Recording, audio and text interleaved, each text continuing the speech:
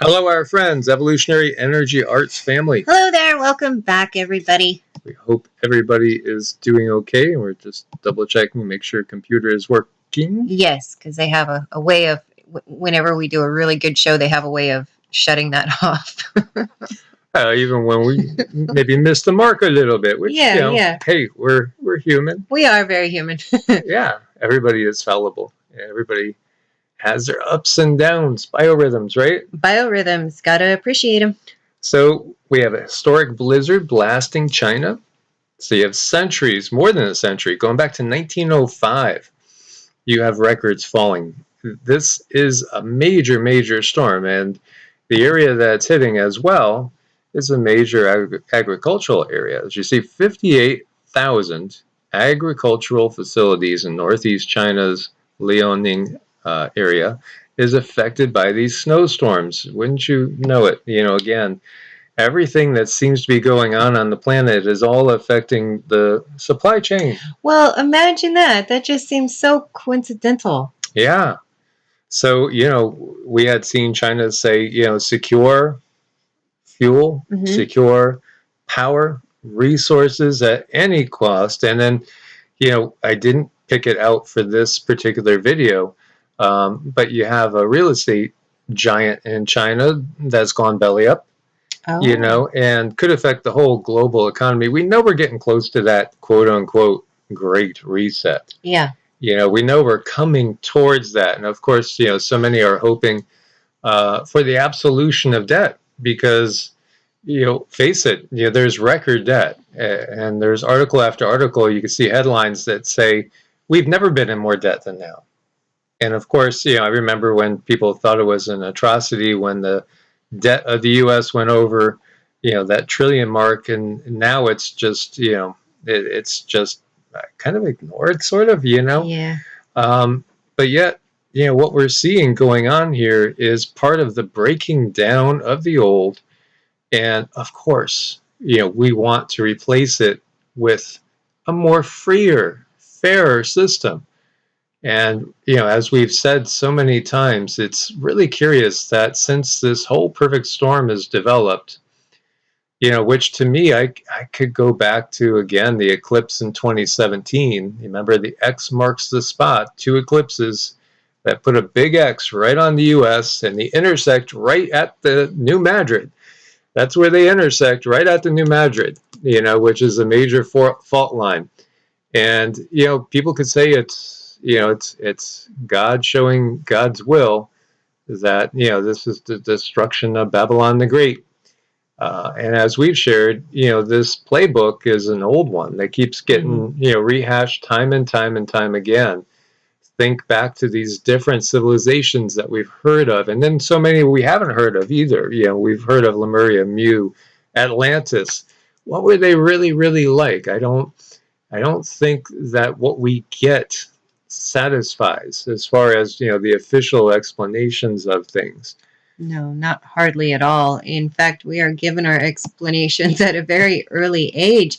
And then you're given consequences that you either better believe that or you're going to be like outcast from society, which it's their rule book. It's how things have to go for them to maintain control. And this is going to take a while, this breaking down of society. Nothing is going to happen overnight. And I know for me, it feels like, gosh, any day now, it just feels like everything's going to snap. And every day is a little bit more intense. It's like, okay, what's going to happen now? When is this big thing going to happen?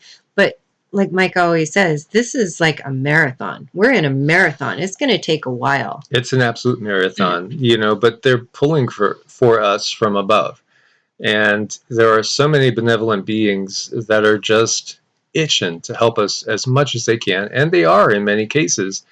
And ask and you shall receive. So you have to ask, and you have to ask on a regular basis, for help. So if you feel comfortable with Yeshua, if you feel comfortable with Mary, if you feel comfortable with the archangels, if you feel comfortable with any of these benevolent beings, say Kuan Yin, White Buffalo Calf Woman, there's so many different ones out there from different traditions. And it's like that for a reason. I'm sorry. Yeah, it is, because one size doesn't fit all, and it really doesn't. And so it's whatever you resonate with. And what you resonate with in this life might not be exactly the same in another life, because we keep being exposed to new things, new energies, and the soul is evolving. Mm-hmm. The soul doesn't stay the same. The soul constantly changes, just like the weather changes. The weather is symptomatic of emotions. Think about it along those lines. And of course, we know there's artificial flavoring going on. If there was no artificial flavoring going on with all these earth change events, then truly we would be able to tell how mom is doing today. Right, we would. Yeah, just that simple, to put it that way, don't you think? Yeah, well, we'd be able to step on the ground, or you'd be able to listen to a rushing river, and you'd be able to get information from all over the world. There are ways to do that, and there's beings, that I've heard of that know how to stand by a river, stand by a creek, go stand by the ocean, and they can actually get input from the earth and understand what's going on around the planet. It's something that I haven't tried yet, but I bet you I could do it. There are intelligent, benevolent, mostly benevolent beings that are existing on Earth with us that we don't know about because they're afraid of us. They don't, they recognize the danger of humanity and the state that humanity's in right now. And we have seen, so many legends about these different beings that are out there. And there's civilizations underneath the ocean that are in the ocean and that are advanced. And we shared with you before that Yeshua, when he was here doing his work, he had others that were able to take him bodily and bring him to the Americas. So, we could view these as breakaway civilizations that are living with us that are much higher technology. They're here. Some are inner Earth civilizations, some live actually under the ocean. And there's many beings that are up in the atmosphere all around us, watching us, just watching the show and wondering what's going to happen next. Mm-hmm. When are these people going to wake up? It's like they're sitting back eating their popcorn, looking at the show and saying, how did they not understand what this just happened here? I know. How do they, and you could almost envision like an alien couple, munching their popcorn, and the kids are saying, Ma, Dad, why don't they understand? Uh-huh. How don't they understand that, underneath their feet is literally the mother of their bodies? Why do they do the things they do? Well, son, daughter, they've been disconnected. They've been disconnected from that whole side of source. They just don't know. It's part of the control matrix that's all around them. And then the kids probably look back and say, that's so sad. Mm-hmm. I wish they could be more like us and understand just how sacred everything is all around them. And so we're diverging a little bit from this, but everything is symptomatic. So if we didn't have all the technology influencing everything that we're seeing going on, we would know when we're stepping out of harmony, stepping out of balance. And that would automatically let us know, okay, we went a little bit too far here. Maybe we have to pull it back, and maybe we have to try something new. As we see a large weather system affecting Australia, producing massive line of thunderstorms, tremendous flooding going away. So the problem is, again, we don't know when it's real, live, or Memorex, or artificially flavored. As we look to the land down under, which is under one of the most severe lockdowns on the planet. By the way, NASA to deflect asteroid in a test of planetary defense. And it's interesting, the timing. There's been a swarm. We talked about 3 objects, near-Earth objects within 1 lunar distance, all in one day, and then another one that was just a few hours off of being within 1 day. And here we see there was a lot of sightings all along the East Coast, from Georgia to New York, of a huge green fireball disintegrating. And what was interesting too, As it says, no, this is not a report of the launch of the Falcon 9 rocket carrying the SpaceX Crew Dragon. Interesting, their choice, Dragon, Draco. Right. You know, we got the Enlil satellite. Enlil. It Hello, goes guys, on wake and on. up. I love it. They just keep going on and on with all these names, and you know, it's really only funny though unless you're. It's funny when you're completely awake, but if you're not, you just think, "Wow, what a cool name." Well, again, I could envision this alien family up in the low Earth orbit, Mm-hmm. you know, watching everything going on and saying, again, the kids are saying to the parents, you know, you think that they would catch on when they're naming things Dragon, when they have a satellite named Enlil. No. You know, Mm-hmm. it's, but why can't they catch on? Why doesn't, you know, why is it only 5% that really get the big picture or whatever it is? It's that darn Kali Yuga. It is. It is. And here we see you got the trail of a plane. You have the path of a rocket right there off to the left. And then you got the fireball. You know, often when we see things out there, you know, that they're going to say is a certain classification of meteor, it's just another ship that's here for the show. Right. You know, that's part of it. You know, sure, we're in the season of the Taurids right now as far as the meteor shower as you look at SpaceX, but believe me, there's a ton of beings up there. More than 200 reports from 13 states, and a lot of them are just watching the show incredulous, waiting for us to wake up. Mm-hmm. You know, they would love to throw a little, you know, cold water in the face, so to speak, to get humanity to realize what is going on all around this world. And this is over in Ankara. This is Turkey. We have another one. We have a ton of them. This is all in the last couple days. This is over Sierra Nevada. Now this is in Spain, Sierra Nevada, another spectacular one. Over Western Japan, meteor turns night into day, falling to Earth, or are they, you know, hitting hyperspace? Right. We just never really know for sure. We know what we're told. That's for sure. Yeah, and here we see some sightings over in Texas, all the way to Albuquerque and Oklahoma City, and down to the border as well. And just checking in on La Palma, still going on, no signs of stopping. Over 2,600 homes now destroyed since the start of the eruption. And as you can see here, we have all this lava flowing, and it's making the island bigger. Mm-hmm. Yep, making a new delta, a new lava delta. And, you know, we've talked about the uplift going on, and we've talked about also that we do feel, you know, from the guides, this is most definitely one of those enhancements that's going on. And when you think about the timing, you look at all the signs of potential war being, you know, brought out at any moment, and the desire by certain insane individuals to actually get that to happen. That's the last thing this planet needs. It does need transformation, but it doesn't need that type of transformation.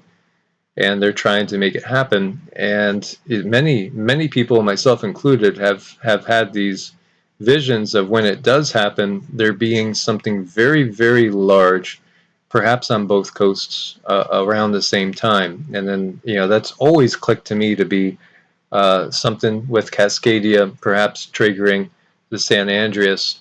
And then La Palma would be the other thing that could happen. Now, we have gotten from the guides that, of course, anything could be amplified by technology, but naturally it wouldn't be that gigantic scenario that's so terrifying that they've, you know, pushed. Mm-hmm. It wouldn't be that bad if it did happen. However, with the technology, who knows? Right. You know, you really can't say, because again, it's not truly an active source or God. This is, again, an act of the controllers. So we see the Atlantic overturning circulation, and what's happening is, we know this, it's slowing down. It is slowing down, and this is the whole premise of that show, that movie, The Day After Tomorrow. You know, and yeah, that is probably extreme, as Hollywood is usually extreme, right? But at the same time, the effects would be overwhelming. And you know, areas that right now produce a lot of food and crops and stuff, and you know, a lot of people live in, say, the Northeast, in New England, and down into Pennsylvania, Ohio. These areas would get way, way colder.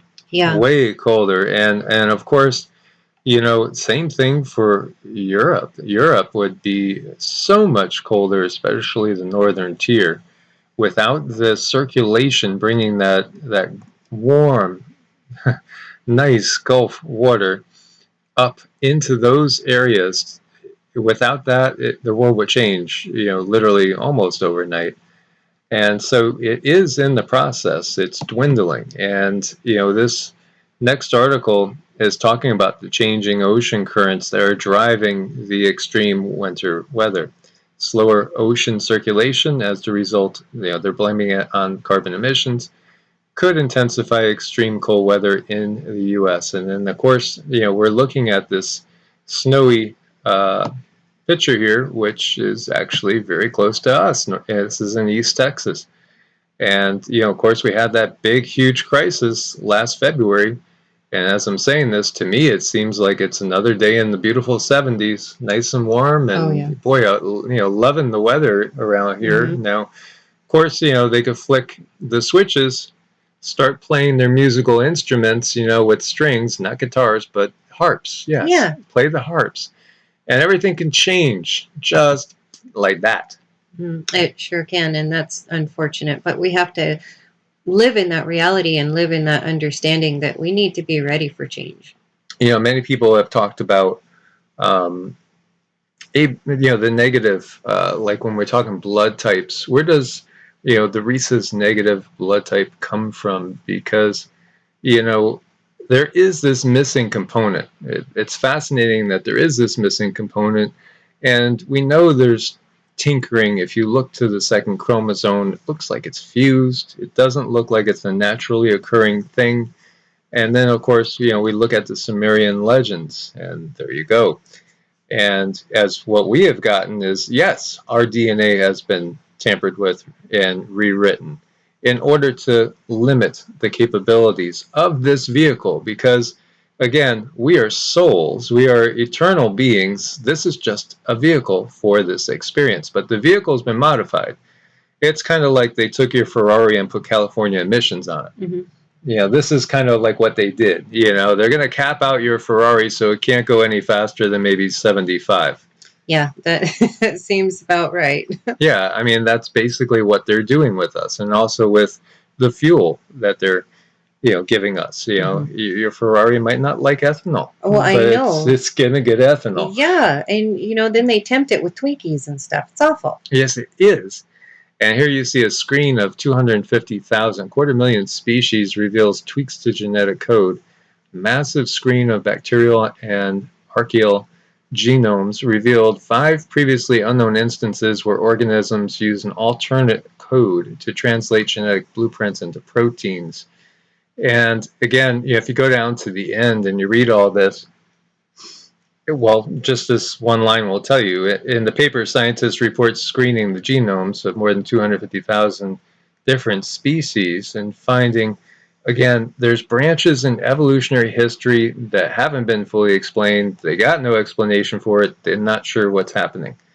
But if you look at things from a scientific point of view, and you'll have scientists that are atheists, so to speak, and say, life is just chemical reactions, and consciousness arises from chemical reactions, and that's bass-backwards. Is that right? Bass-backwards? Yeah, I like that. Bass-backwards is appropriate. Bass-backwards, yeah. And so much of everything that we have gotten is reverse, almost exactly reverse. It's almost inverse. It's like we're looking through a lens that distorts everything almost 180 degrees all the time. So when you listen to them, give their dialogues on, following science, listen to the science. I think a lot of us just, we roll the eyes, we take a big sigh, we look away, and shake our heads, because it's constantly rewritten. It's constantly being shown to be erroneous. And there's so many things in there that just don't add up. The fact of the matter is, consciousness creates the bodies. Consciousness creates the bodies. We make cars so we can ride in cars. The cars don't make us. Right.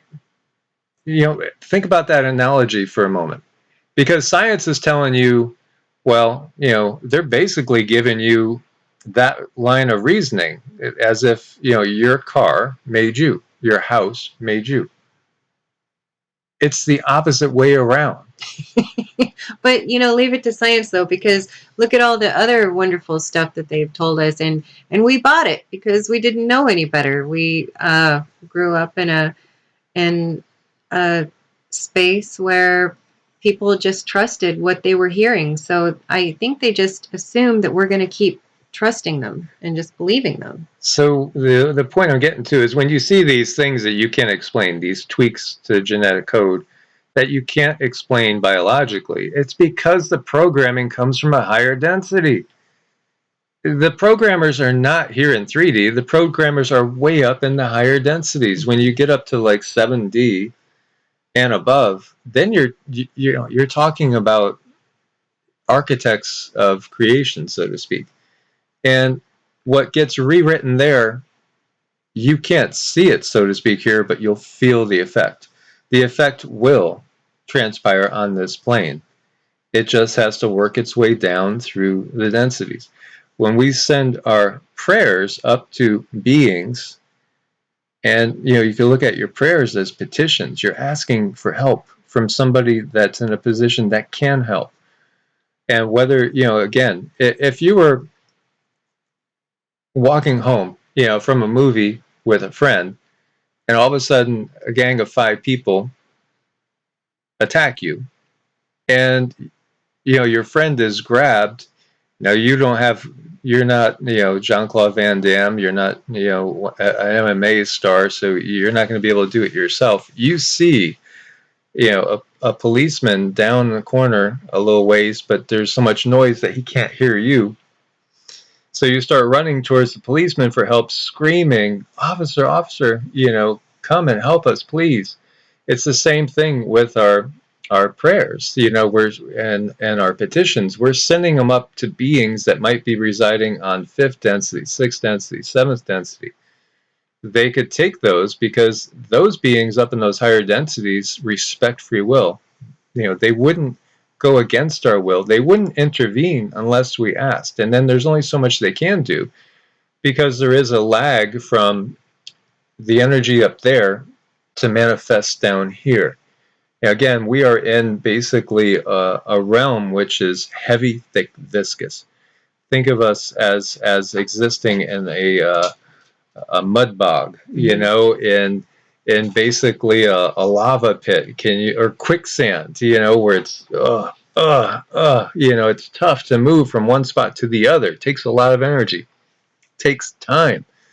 And then you could think about being out in space where everything is floating, where all you would have to do is just push your legs against a wall, and you could just send yourself flying 100 feet, maybe 1,000 feet. You might not stop.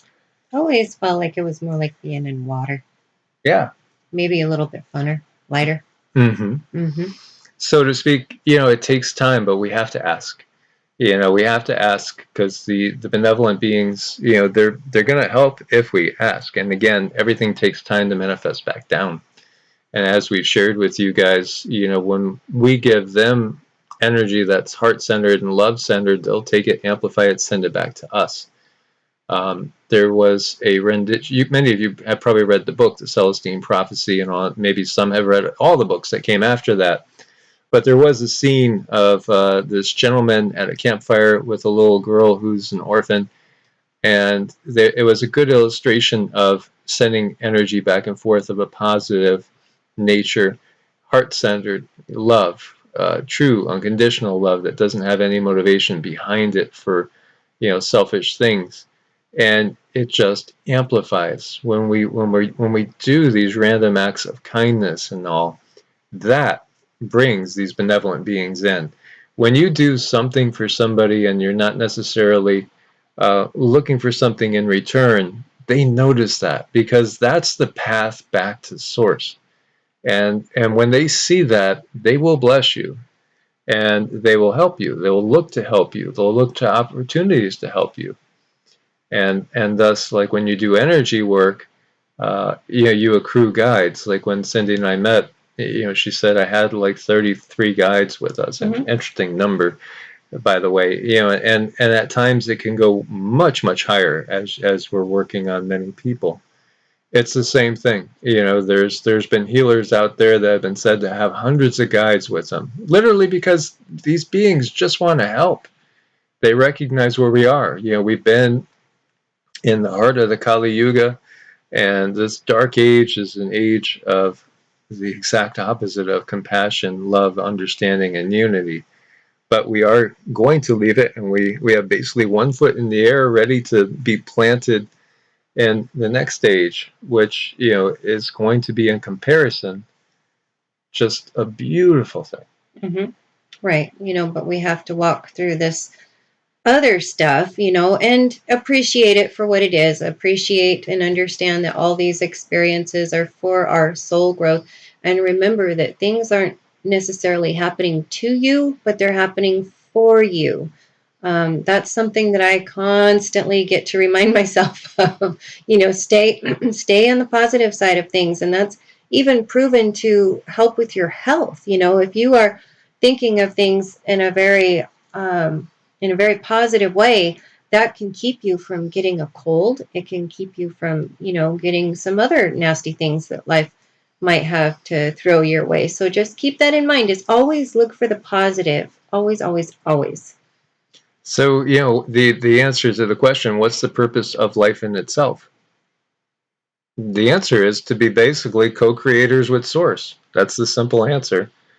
It's all about creation. It's all about, what are you going to do? What do you want to do with this life? And it might not be the same as what you want to do with the next. Right. And that's fine. So we want to thank everybody for your support on Ko-Fi and Patreon. Couldn't do it without you guys in these times of demonization, let's just say. Yes, we are eternally grateful for every little bit of help, every thumbs up, anything that you guys feel compelled to send and support. We are super grateful to receive. Yes, and try to double check, make sure you are subscribed, as we know. And even if you are subscribed, you in this world you might not get notifications. So videos go up pretty much every single day. Just come and check out. And again, share your comments, share your thoughts, share what you want to see more of too. I was thinking about doing a survey. Maybe I'll put a survey up to see what topics you want to cover more. As always, guys, God bless and namaste. Namaste.